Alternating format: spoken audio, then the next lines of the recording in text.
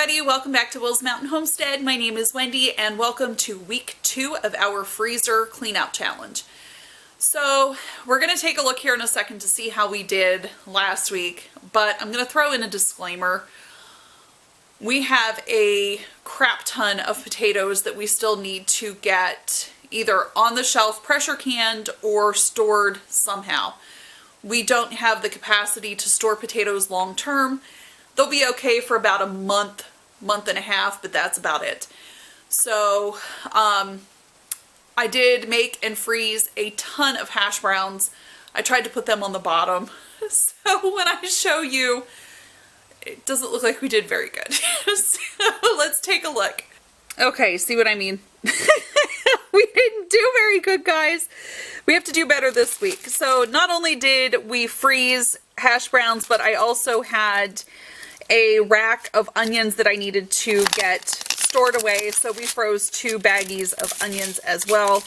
So those will be in here for storage. And I think tonight, since it is Sunday, we're going to pull out one of our trays of cabbage rolls. We're going to pull out this guy. Sundays are usually with church and going to visit Graham in the home and stuff. It ends up making for a long day. So this will be an easy meal for us for supper tonight.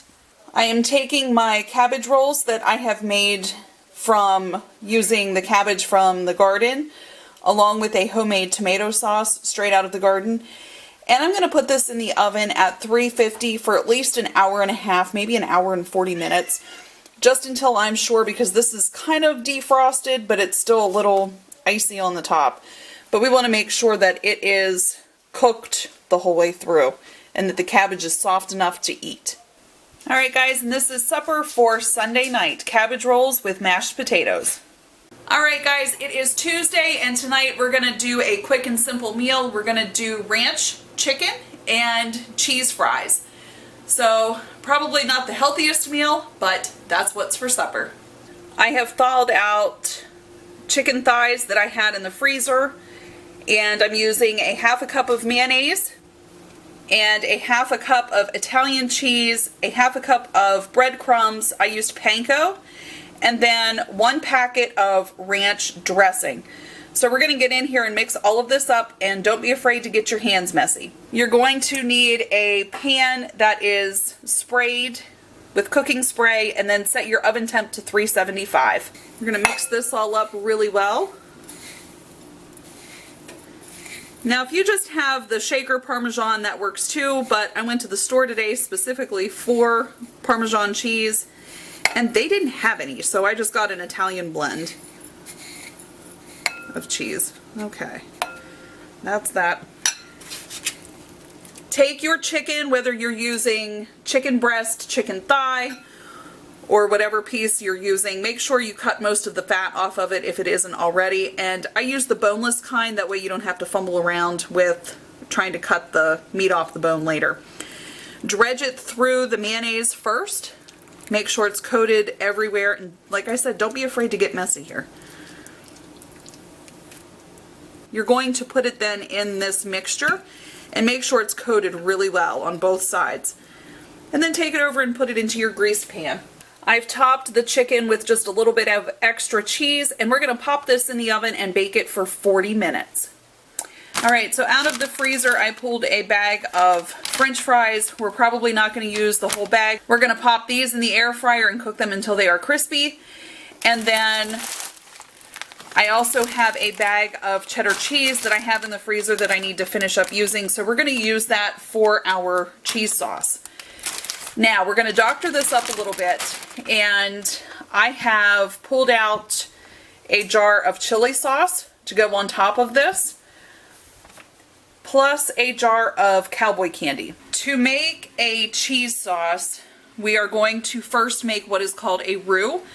So we have 1/4 cup of butter, which is a half a stick of butter, and we're going to turn our stove on and we're going to get this to melt. Once it has melted, we are going to add in 1/4 cup of flour. Now, I am making extra cheese sauce because I'm going to use the rest of this in tomorrow's recipe. Our butter has melted and it is just starting to bubble.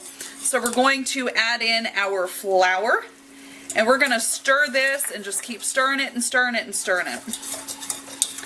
In the meantime, you should have 2 cups of milk already set to the side. You want this to thicken up a little bit as you stir it, so don't add your milk in until this has become a little bit of a thicker consistency. And this is called making a roux. This is your basic roux. We have our temperature for our burner set at a low to in between low and medium low. I guess that's what you call it, medium low heat. Okay, it is starting to bubble now, so slowly pour in your milk. And when I say slow, I mean slow.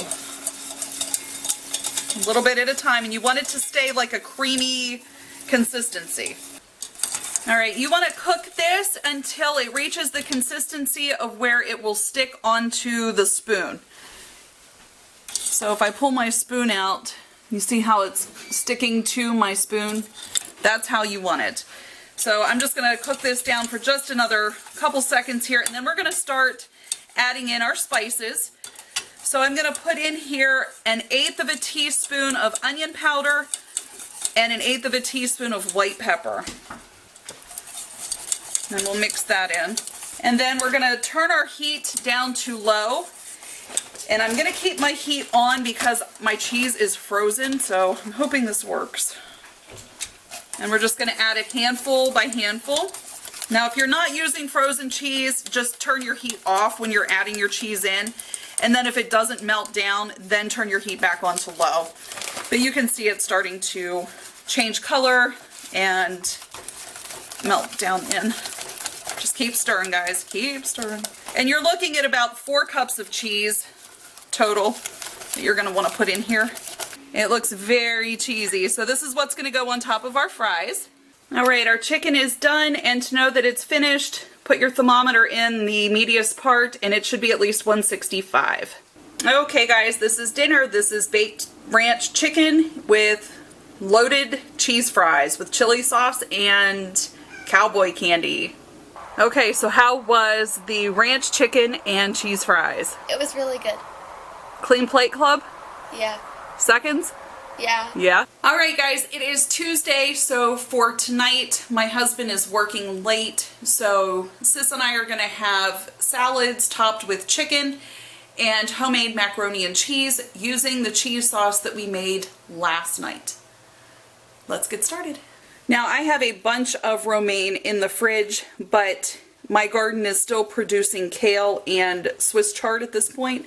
So we're going to beef it up a little bit and put some curly kale in there along with Swiss chard. Now, if you're not familiar with Swiss chard, these come in a couple of different variety of colors. And we use the leaf part for the salad, but then we use this part, and I just cut it up really small and fine pieces. And then we also include that into our salad as well. These provide a lot of extra antioxidants and vitamins that romaine lacks. So, good idea to bulk it up just a little bit. So our salad is ready. I threw in some carrots to go along with that and mixed it all up. So we've got romaine, Swiss chard, and kale along with carrots in here. So that'll make a nice salad. And I do have chicken that I cut up that was in the freezer. We have a lot of these spices. Whenever we bought our grill, it came with like a pack of these.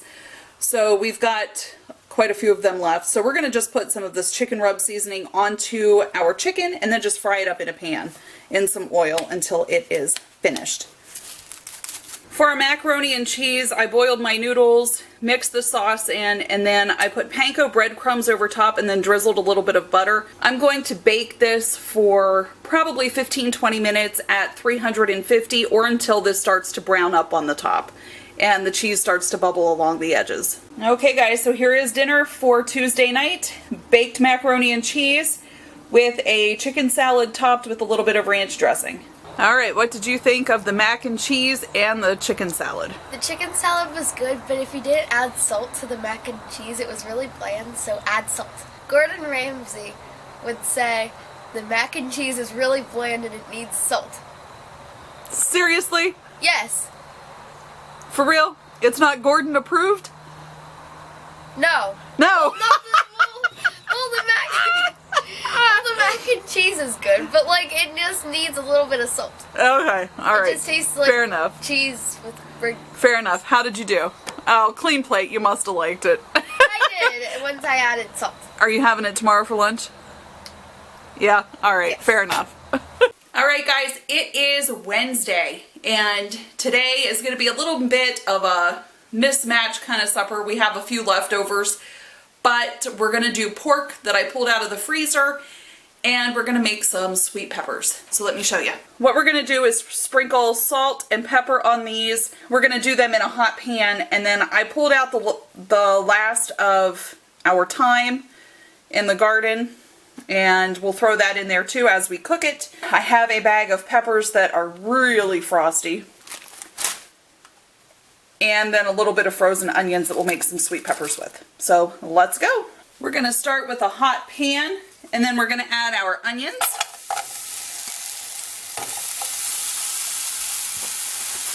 And our frozen peppers, all of them.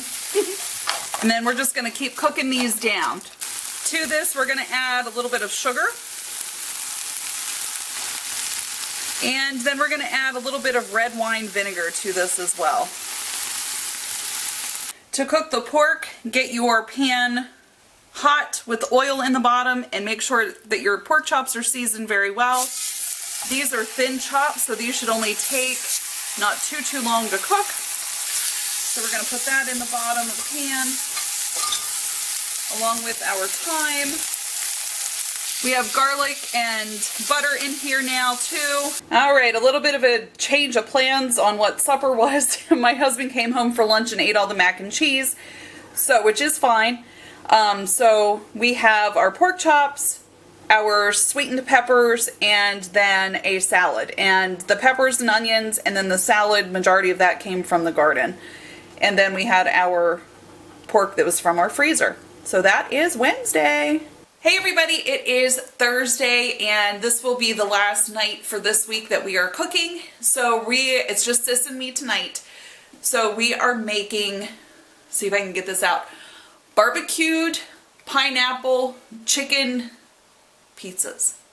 So let me show you how we do it. So for the chicken, I took this out of the freezer, and they are completely thawed out at this point. So we are going to put them in at high pressure for 12 minutes with a natural release, just to make sure that that chicken falls completely off the bone. And that's what we're going to use on our pizzas for tonight. And I just put a little bit of salt and pepper on them. With our oven set to 400, we are using flatbreads, and we smothered the top with barbecue sauce. On top of the barbecue sauce, we have put the chicken on that we did in the Instant Pot, so it's fully cooked chicken. On top of the chicken goes the pineapple chunks, which I have cut down into smaller sections. And finally, top it with your favorite mozzarella or Italian cheese, and then we're going to pop these in the oven for 10 minutes at 400 degrees. And there you have it, guys. Buffalo or barbecue pineapple chicken pizza with a side of pineapples. All right, guys, thank you so much for joining us for this episode of our freezer clean out challenge, and hopefully it inspired you to clean your freezer out as well. So join us for week 3 coming out soon. Make sure you click that like and subscribe button. Thanks for watching. Bye.